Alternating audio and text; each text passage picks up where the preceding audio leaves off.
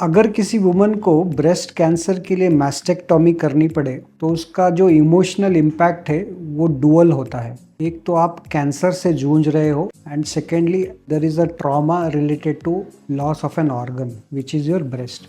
नमस्ते, मैं हूँ डॉक्टर अमित मुड़े और आज हम बात करने वाले हैं ब्रेस्ट रिकंस्ट्रक्शन के बारे में। स्पेसिफिकली हम बात करेंगे ट्रैम फ्लैप के बारे में, DIP फ्लैप के बारे में, जो एक दूसरे के भाई है बट उनमें काफ़ी सारे डिफरेंसेस है और उनके बारे में हम आज बात करेंगे। बेसिकली मैं एक प्लास्टिक सर्जन हूँ। ब्रेस्ट रिकंस्ट्रक्शन ये मेरी स्पेशलाइजेशन है। अगर आपके घर में कोई है जिन्हें ब्रेस्ट कैंसर है, अगर आपको खुद को ब्रेस्ट कैंसर है और मैस्टेक्टॉमी हो चुकी है, अगर आपकी मैस्टेक्टॉमी प्लान्ड है, तो ये जो वीडियो है ये आपके लिए बना हुआ है।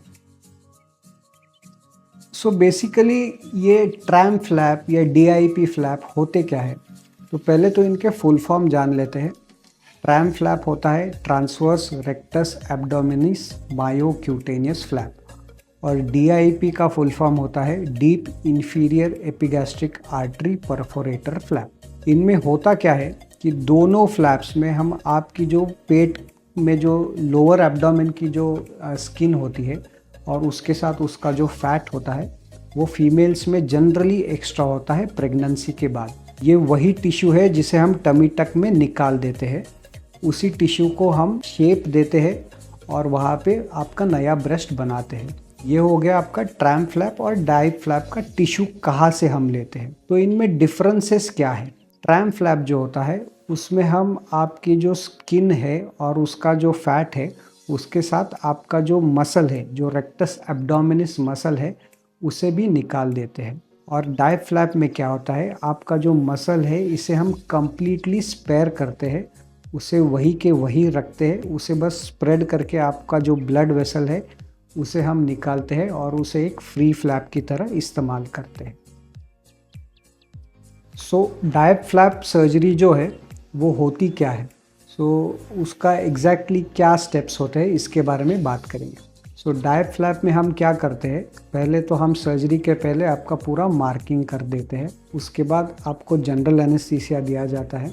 जनरल एनेस्थीसिया के दौरान आपका जो लोअर एब्डोमेन का स्किन है उसके अराउंड हम एक इलिप्स वो पूरा निकालते हैं। वो निकालते समय हम आपके जो मसल है उसे हम प्रिजर्व करते हैं। आपकी जो ब्लड वेसल्स है उसे हम मसल से अलग कर देते हैं और फिर वो जो टिश्यू है उसको हम आपकी बॉडी से अलग कर देते हैं। आपकी जो पेट का जो जख्म है उसे हम टाके लेके बंद कर देते हैं और वहाँ पे ऐसे समझो कि आपका टमी टक जैसे हो जाता है पेट में। जो आपका जो हमने जो एक्स्ट्रा स्किन जो निकाला हुआ है उसे हम आपको आपके ब्रेस्ट में ट्रांसफ़र करते हैं। उसको आपका ब्रेस्ट का एक शेप देते हैं और फिर उसके बाद उसको ज़िंदा रखने के लिए उसके साथ जो हमने ब्लड वेसल्स निकाले थे हम आपकी चेस्ट के आजू बाजू के ब्लड वेसल्स जो रहते हैं उन्हें जोड़ देते हैं। इस सर्जरी के बाद आपका रिकवरी जो है वो जनरली आपको 5 दिन आपको हॉस्पिटलाइज रहना पड़ सकता है। 5 दिन के बाद आप घर जाते हो। आपके जो हेवी वेट लिफ्टिंग अगर आप करते हो या घर में झुकना हो गया, ये सब चीज़ें आपको 6 वीक्स के लिए आपको अवॉइड करनी होती है और आपके जो टाके हैं वो जनरली 12 to 15 डेज में निकाले जाते हैं। मोस्ट ऑफ द केसेस में आपके एब्डोमेन के जो टाके हैं वो डिज़ोल्वेबल स्टिचेस रहते हैं।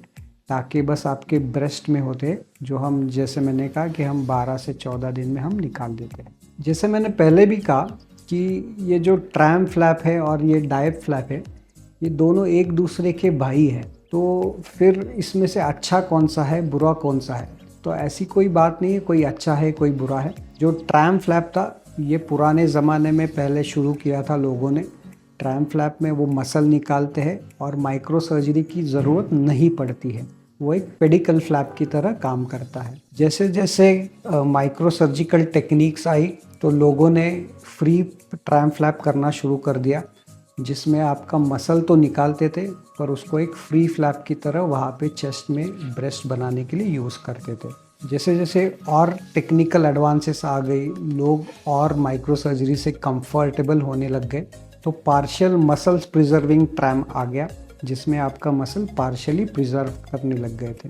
और रिसेंटली अभी हम आपका मसल पूरी तरीके से हम प्रिजर्व करते हैं जिसे हम डायब फ्लैप कहते हैं।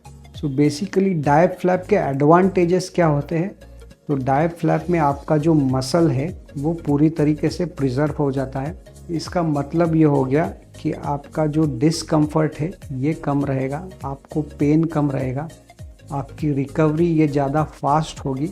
ऑपरेशन के बाद आपको हर्निया होने की संभावना ना के बराबर होती है और आपके पेट के अंदर कोई मैश वगैरह नहीं लगता।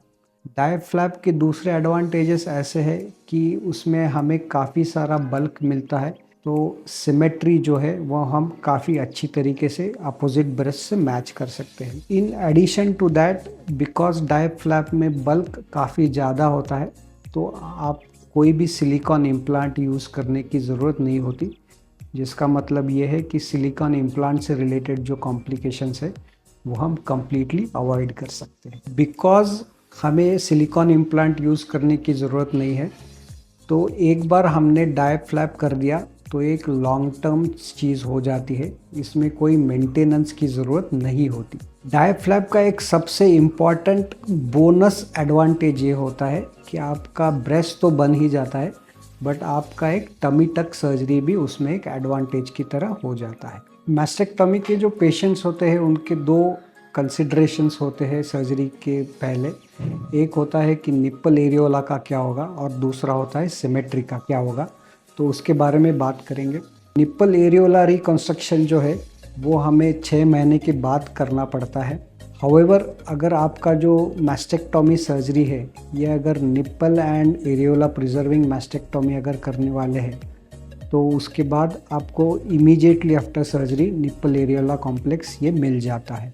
सिमेट्री के बारे में ऐसा होता है कि बिकॉज डायब फ्लैप में हमें the availability of tissue is plenty, तो हम नॉर्मली इक्वली सिमेट्रिकल ब्रेस्ट बना सकते हैं।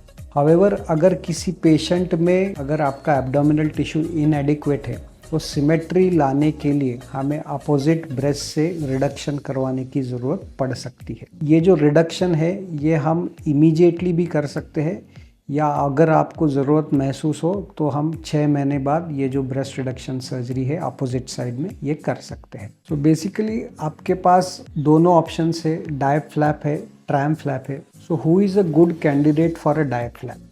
तो अगर आपके एब्डोमेन में एक्सेसिव फैट है, अगर आपकी एब्डोमेन में ज़्यादा सर्जरीज नहीं हुई, छोटी मोटी सर्जरीज आर स्टिल ओके, अगर आप नॉन स्मोकर हो और अगर आपके यहाँ पे माइक्रो सर्जिकल फैसिलिटीज़ अवेलेबल है, then I would definitely recommend कि आप एक डायब फ्लैप रिकंस्ट्रक्शन को कंसिडर करना चाहिए because of its less morbidity and faster recovery, better recovery. So to conclude, breast reconstruction के हमारे पास काफ़ी सारे ऑप्शंस अवेलेबल होते हैं। As of now DIP flap या DIEP flap is the gold standard for breast reconstruction. और वो गोल्ड स्टैंडर्ड क्यों है? बिकॉज उसमें सबसे नेचुरल फील आता है, वो ड्यूरेबल रिकंस्ट्रक्शन होता है और आपका डोनर साइट मॉर्बिडिटी है वो सबसे कम डायब फ्लैप में होता है।